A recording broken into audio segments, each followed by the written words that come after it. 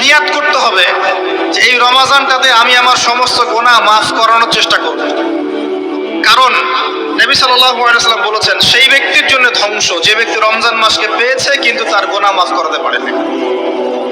কে জানে এটা আমাদের শেষ রমাদান হতে পারে? আল্লাহ না করুক। আমরা দোয়া করি আল্লাহ পাক আমাদেরকে বেশি বেশি রমাদান দান করুক, বেশি বেশি লাইলাতুল কদর দান করুক। প্রথম শুরু হচ্ছে আপনি মাসের বাজার আগে করে ফেলবেন। আমি একটু প্র্যাকটিক্যাল কথা বলবো আর কি।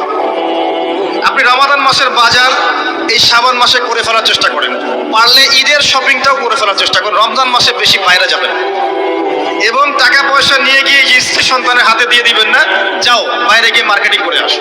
এই ভুলটা করতে যান, নিজে পরিবেশ নষ্ট করবে, রোজার রোজার যে আধ্যাত্মিকত্ব নষ্ট হবে, আরো হাজারটা যুবকের চোখের জেনা করা। প্রয়োজন নাই। আপনি পরিবারের কর্তা, লিস্ট করে ফেলেন, আপনাকে আল্লাহ পাক যতটুকু সামর্থ্য দিয়েছেন মূল মূল জিনিসগুলো কিনে রেখে দেন।